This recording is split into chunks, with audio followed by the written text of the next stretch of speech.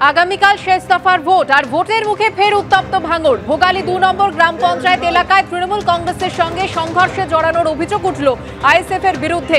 কথা বলবো আমাদের প্রতিনিধি সত্যজিৎ বৈদ্যের সঙ্গে। সত্যজিৎ, কি ঘটেছে, কি অভিযোগ?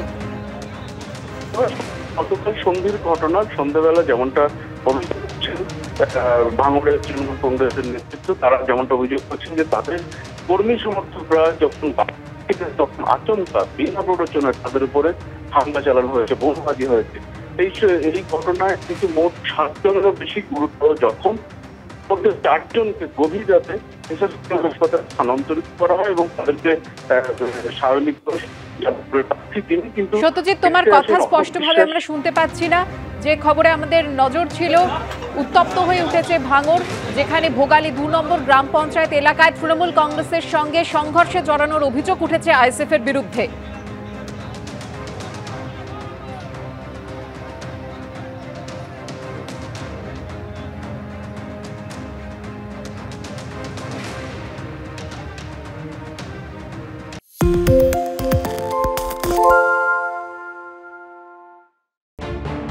শনিবার 7ম দফার লোকসভা নির্বাচন।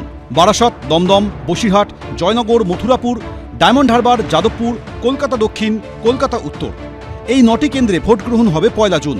7ম দফায় মোট বুথের সংখ্যা 17,470টি।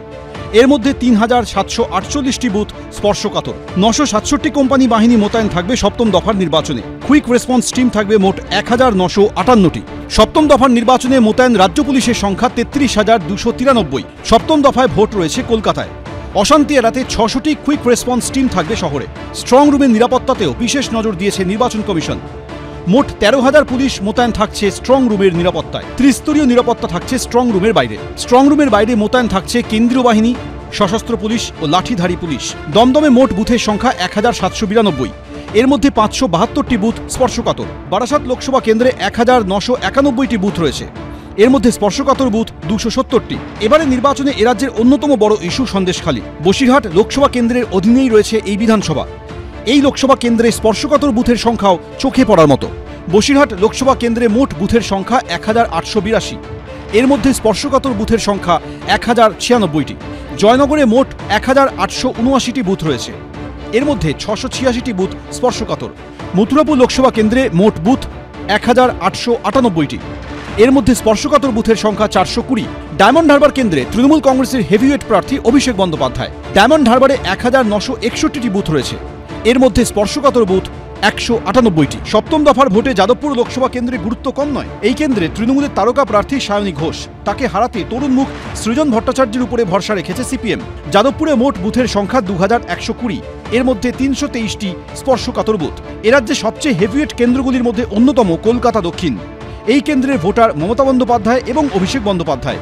কলকাতা দক্ষিণ লোকসভা কেন্দ্রে 2,078টি বুথ রয়েছে। 117টি বুথ স্পর্শকাতর।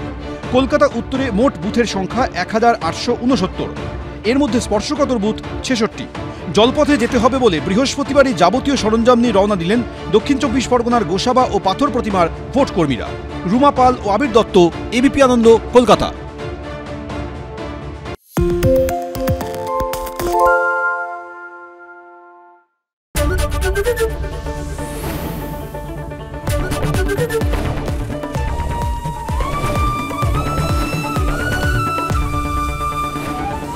এবিপি আনন্দ, এগিয়ে থাকে, এগিয়ে রাখে। সত্য অন্তহীন, সত্যের খোঁজও তাই।